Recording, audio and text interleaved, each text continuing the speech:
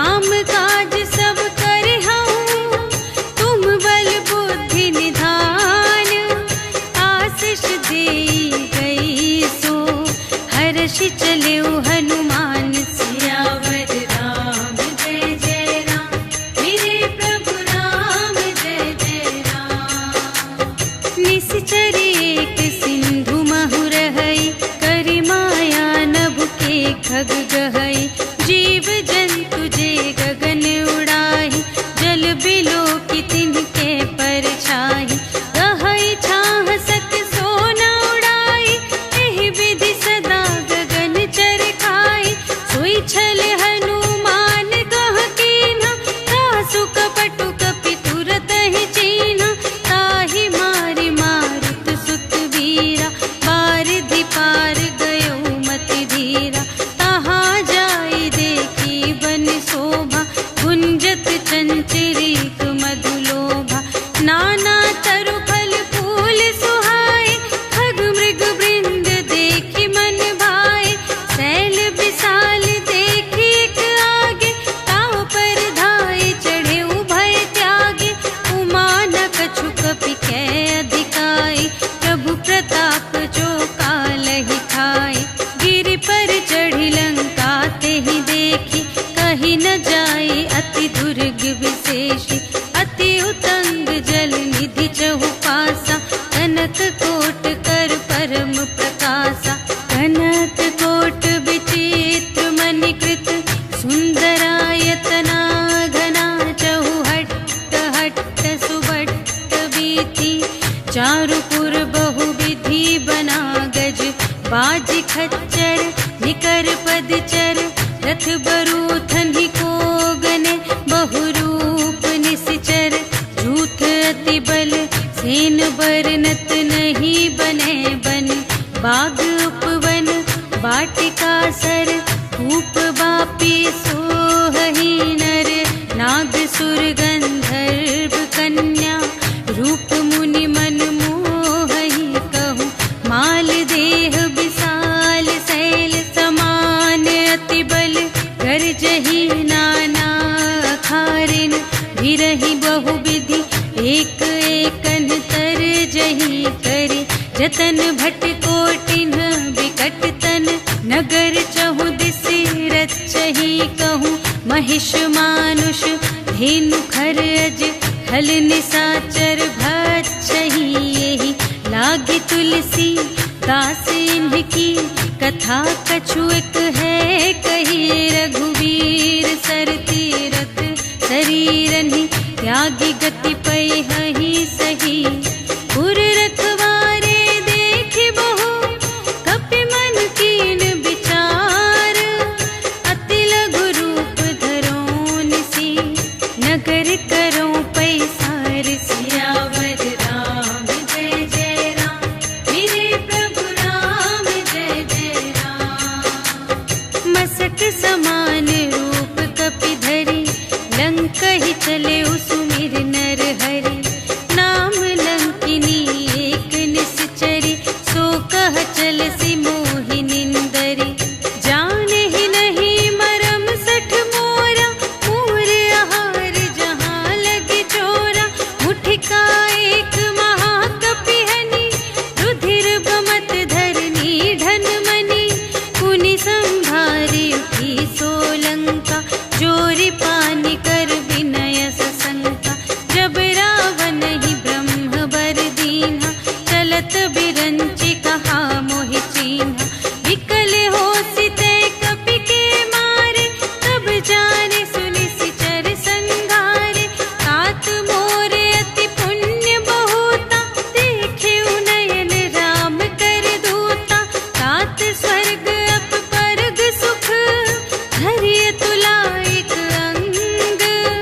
तूल न ताहि सकल मिली, जो सुख लव सतसंग। सियावर राम जय जय राम, मेरे प्रभु राम जय जय राम। प्रबिसि नगर कीजे सब काजा, हृदय राखि कौशलपुर राजा।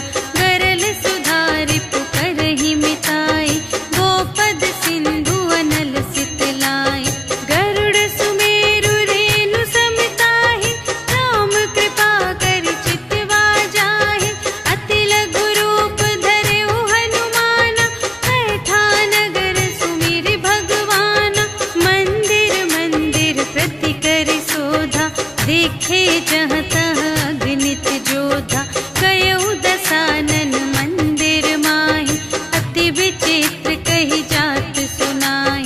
शयन किए देखा कपि तेहि,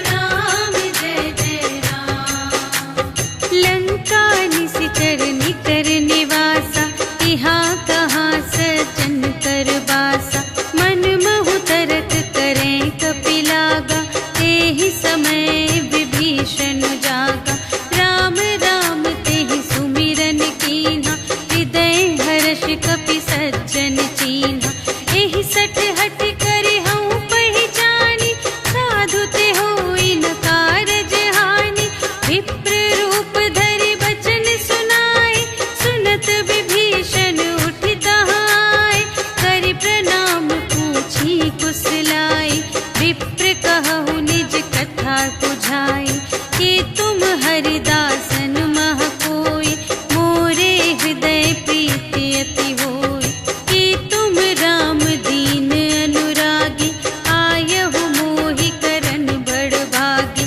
तब हनुमंत कही सब, राम कथा निज नाम। सुनत जुगल तन पुलक मन, मगन सुमिर गुण ग्राम। सियावर राम जय जय राम, मेरे प्रभु राम जय जय राम। सुनहु पवन सुत रहनी हमारी, जिमि दस नन्हि महु जीव बेचारी। तात कबहु मोहि जानी अनाथा, करिहै कृपा भानु कुलनाथा। तामस तन कछु साधन नाही, प्रीति न पद सरोज मन माही। अब मोहि भा भरोस हनुमंता, बिनु हरि कृपा मिलहि नहीं संता। जो रघुबीर अनुग्रह कीन्हा, तो तुम मोहि दरसु हठि दीन्हा। सुनहु विभीषण प्रभु कै रीति, करहि सदा सेवक पर प्रीति। कहहु कवन में परम कुलीना, कपि चंचल सबहि विधिहीना। रात लेहि जो नाम हमारा, तिहि दिन ताहि न मिलै आहारा। अस में अधम सखा सुनु, मोहु पर रघुबीर। कीन्ही कृपा सुमिरि गुण, भरे बिलोचन नीर। सियावर राम जय जय राम, मेरे प्रभु राम जय जय राम। जानत हूँ अस स्वामी बिसारे, हिरहित काहे न होहि दुखारे। एहि विधि कहत राम गुण ग्रामा, पावा अनिर्वाच विश्रामा। उनि सब कथा विभीषण कही, जेहि विधि जनक सुता तह रही। तब हनुमंत कहा सुनु भ्राता, देखि चहऊँ जानकी माता। जुगति विभीषण सकल सुनाई, चले पवन सुत विदा कराई। करि सोई रूप गयो पुनि तहवा, बन अशोक सीता रह जहवा। देखि मनहि महु कीन्ह प्रणामा, बैठे ही प्रीति जात निस जामा। रिस तनु शीस जटा एक बेनी, जपति हृदय रघुपति गुण श्रेणी। निज पद नयन दिए मन, राम पद कमल लीन। परम दुखी भा पवन सुत, देखि जानकी दीन। सियावर राम जय जय राम, मेरे प्रभु राम जय जय राम। तरु पल्लव महु रहा लुकाई, करई विचार करूँ का भाई। तेहि अवसर रावण तह आवा, संग नारी बहु किए बनावा। बहु विधि खलती तहि समुझावा, साम दान भय भेद दिखावा। कह रावण सुनु सुमुखी सयानी, मंदोदरी आदि सब रानी। तब अनुचरी करऊँ पन मोरा, एक बार बिलोक ममोरा। दिन धरि ओट कहति वैदेही, सुमिरि अवधपति परम स्नेही। सुनु दस मुख खद्योत प्रकाशा, कबहु के नलिनी करई विकासा। अस मन समुझ कहत जानकी, खल सुध नहीं रघुबीर बानकी। सठ सूने हरियाने ही मोहि, अधम निलज्ज लाज नहीं तोहि। आपु ही सुनि खद्योत सम, राम ही भानु समान। परुष बचन सुनि काढ़े से, बोला अति खिसियान। सिया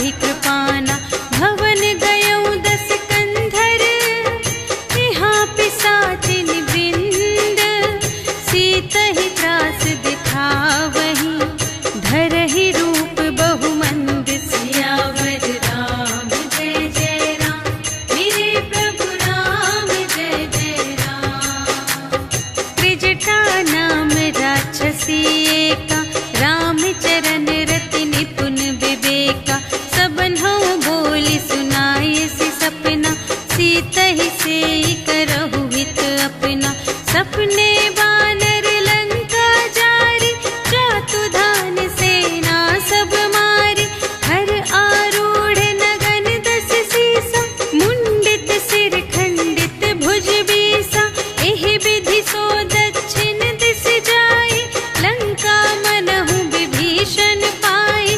नगर फिरी रघुवीर दोहाई, तब प्रभु सीता बोली पठाई। यह सपना मैं कहूँ पुकारी, होई ही सत्य गए दिन चारि। तासु बचन सुनिते सब डरी, जनक सुता के चरणन ही परी। जहाँ तहाँ गई सकल तब, सीता कर मन सोच।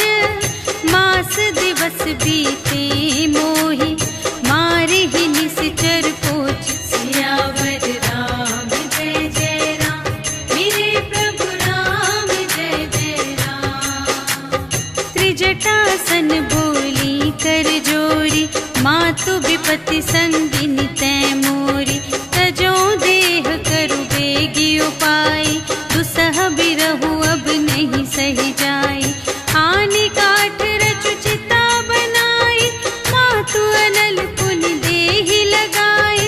सत्य करहि मम प्रीति सयानी, सुने कुशवन सूल समबानी। सुनत बचन पद गहि समझायसि, प्रभु प्रताप बल सुजसु सुनायसि। निसिन अनल मिल सुन सुकुमारी, अस कहि सो निज भवन से धारी। कह सीता विधि भा प्रतिकूला, मिलिहि न पावक मिटिहि न सूला। देखियत प्रगट गगन अंगारा, अवनि नावत एक अवतारा। पावक मय शशि स्रवत न आगे, मानहु मोहि जाने हथ भागी। सुनहि विनय मम विटप अशोका, सत्य नाम करु हरु मम शोका। नूतन किस लय अनल समाना, देहि अग्नि जन करहि निदाना। देखि परम बिरहा कुल सीता, सोछन कपिहि कलप समबीता। कपि करि हृदय विचार, दीन्हि मुद्रिका डार। तब जन अशोक अंगार दीन, हर्षि उठी कर गहेउ। सियावर राम जय जय राम, मेरे प्रभु राम जय जय राम। तब देखी मुद्रिका मनोहर, राम नाम अंकित अति सुंदर। चकित चितव मुद्री पहचानी, हर्ष विषाद हृदय अकुलानी। जीत को सकई अजय रघुराई, माया ते असि रच नहीं जाई। सीता मन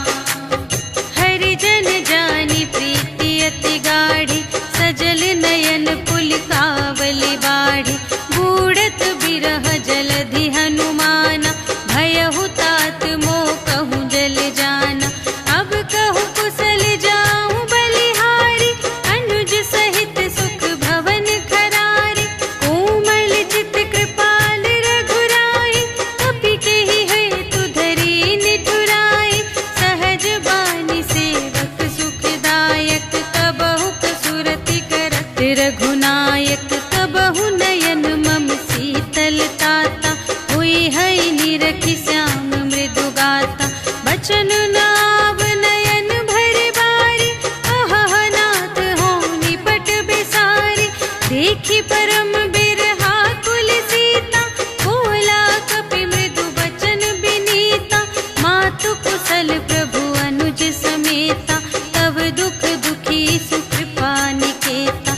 जन जननी मानहु जियऊ ना, तुम्हते प्रेम राम के दूना।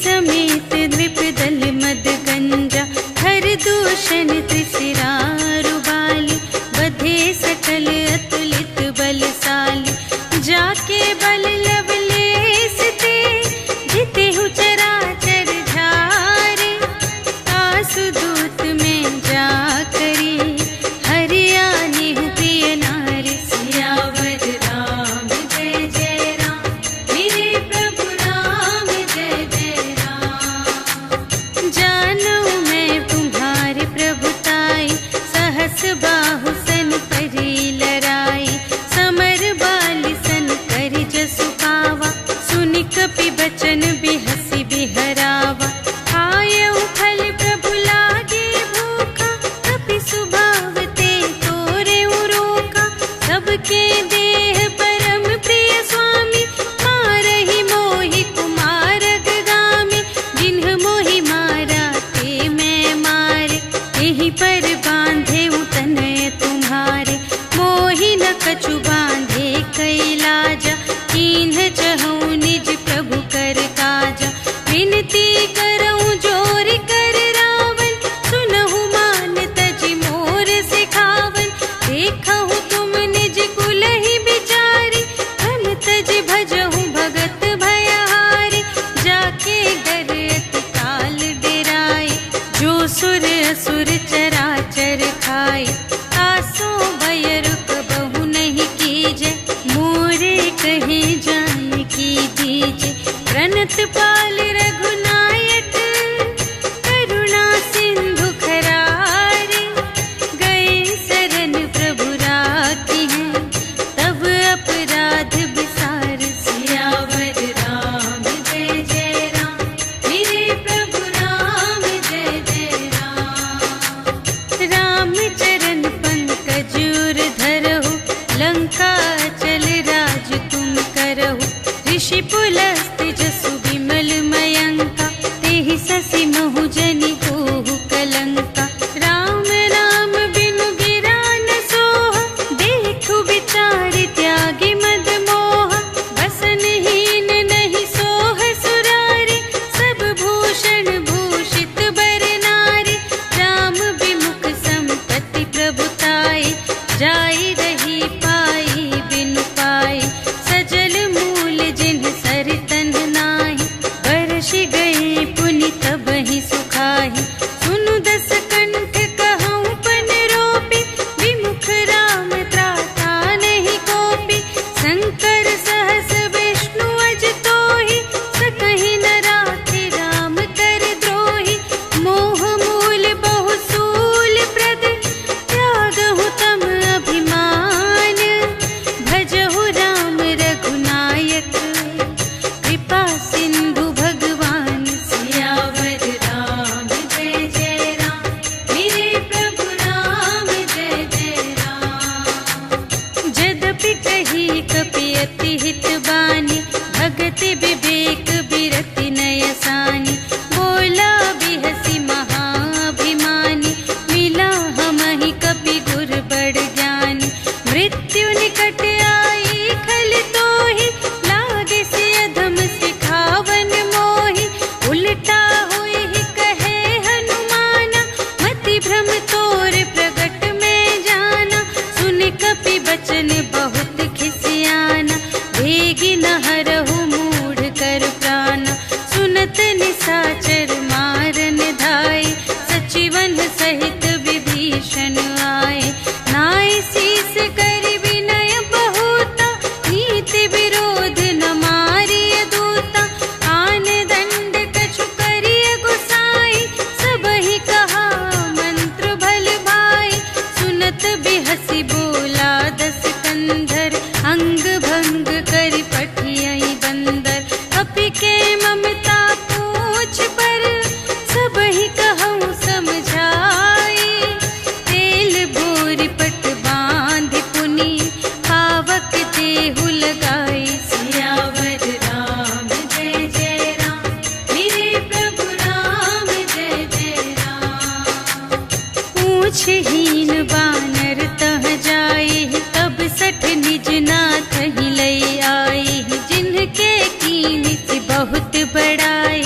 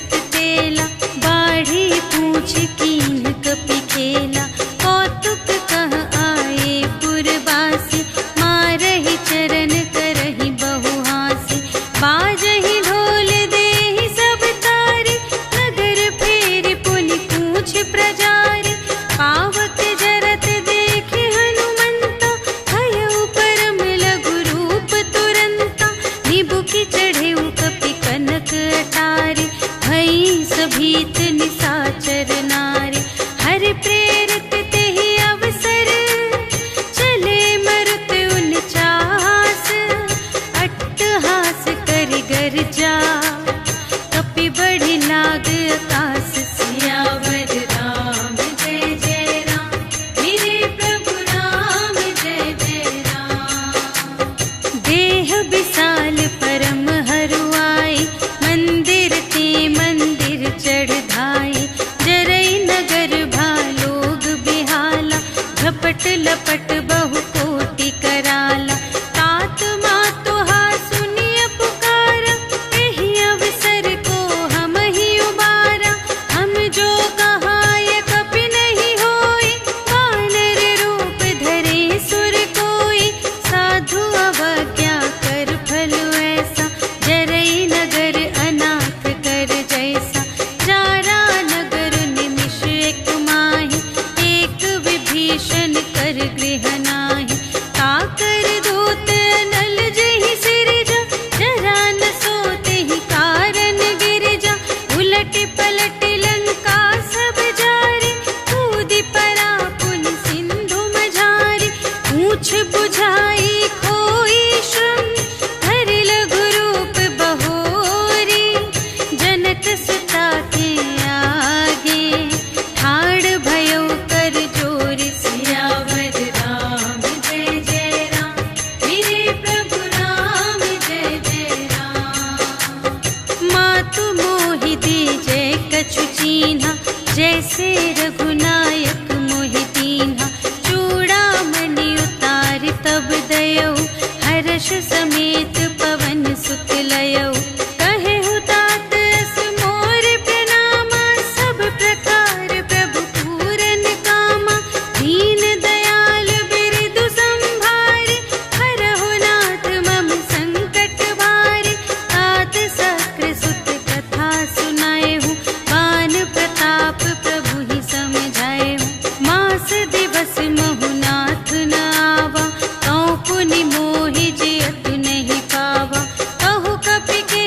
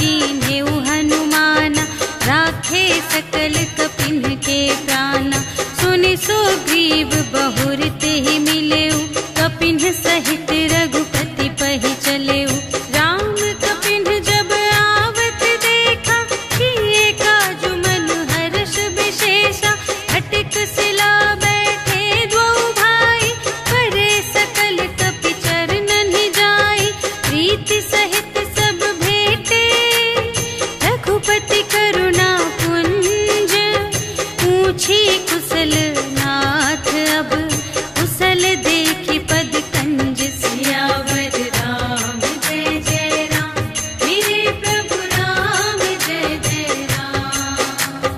जामवंत कह सुनु रघुराया जा पर नाथ करहु तुम दाया ताहि सदा शुभ कुशल निरंतर सुर नर मुनि प्रसन्नता ऊपर कोई विजयी बिनयी गुण सागर तासु सुजसु त्रैलोक उजागर प्रभु की कृपा भयउ सब काजु जन्म हमार सुफल भाजु नाथ पवन सुत कीन्ही जो करनी सहसहु मुख न जाय सो बरनी पवन तनय के चरित सुहाए जामवंत रघुपति ही सुनाए सुनत कृपा निधि मन अति भाए मुनि हनुमान हर्षि हियलाए कहहु तात केहि बात जानकी रहति करति रक्षा स्वप्राण की नाम पाहरो दिवस निसी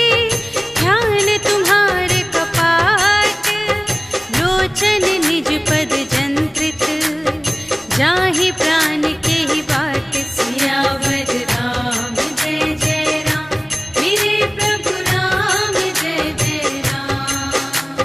चलत मोहि चूड़ामन दीन्ही रघुपति हृदय लाए सोई लीन्ही नाथ जुगल लोचन भरि बारी बचन कहे कछु जनक कुमारी अनुज समेत गहेउ प्रभु चरना दीन बंधु प्रणतारति हरना मन क्रम बचन चरण अनुरागी केहि अपराध नाथ हो त्यागी अवगुण एक मोर मैं माना बिछुरत प्राण न कीन्ह पयाना नाथ सुनय नहि को अपराधा निसिरत प्राण करहि हठ बाधा विरह अग्नि तनु तूल समीरा श्वास जरई छन माहि शरीरा नयन स्रवहि जलु निज हित लागी जरै न पाव देह बिरहागी सीता के अति विपति विसाला बिनहि कहे भलि दीन दयाला निमिष निमिष करुणा निधि जाहि कलप सम बीति भेगी चलिए प्रभु आनिया भुजबल खल दल जीत सियावर राम जय जय राम मेरे प्रभु राम जय जय राम। सुनि सीता दुख प्रभु सुख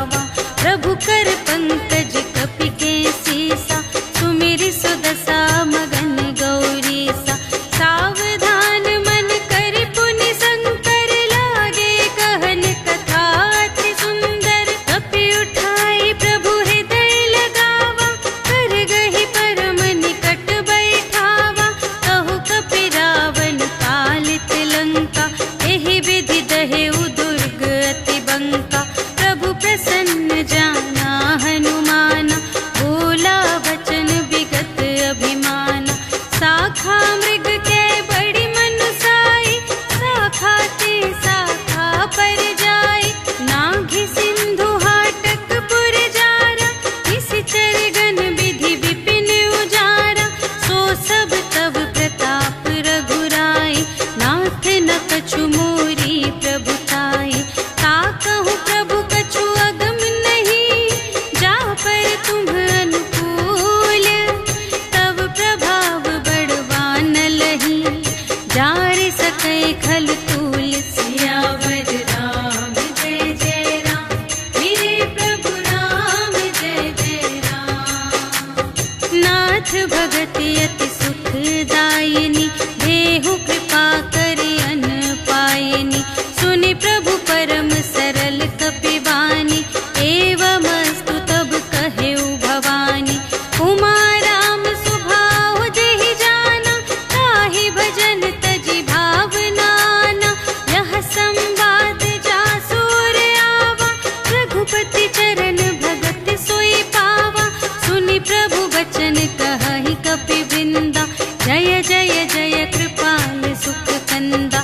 तब रघुपति कपिपति ही बुलावा, कहा चले कर करहु बनावा। अब विलंब के ही कारण कीजे, तुरत कपिन कहु आय सुदीजे। कौतुक देखि सुमन बहु बरषि, नभते भवन चले सुर हर्षि। कपिपति बेगी बुलाए, आए जूथप जूथ।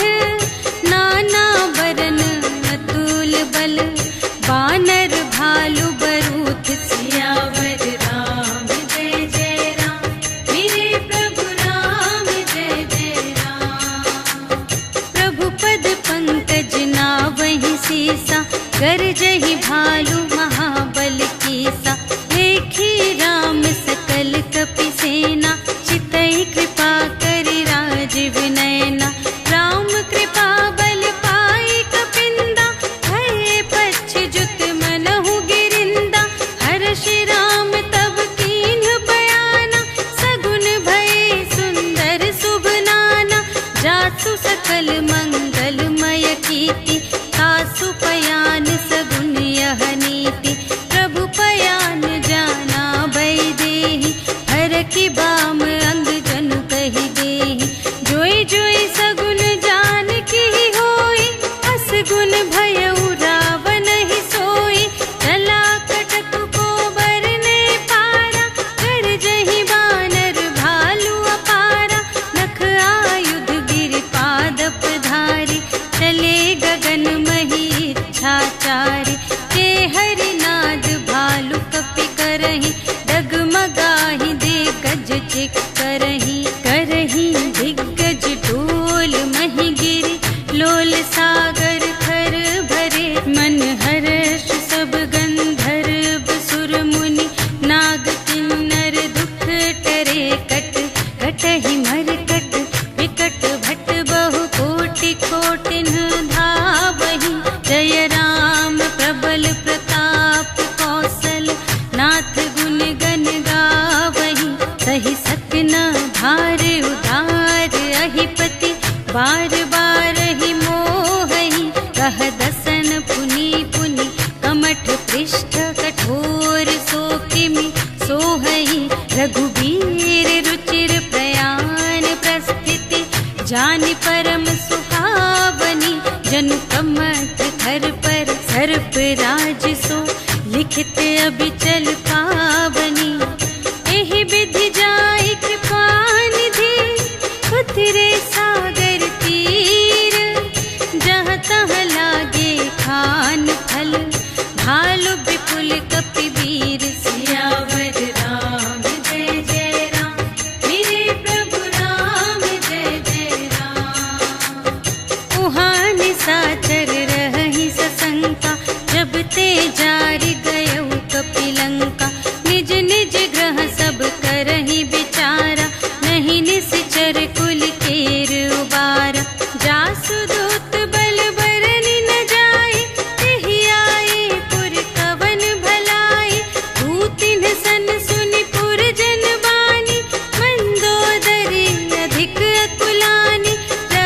जोर कर पति पद लागी, बोली बचन नी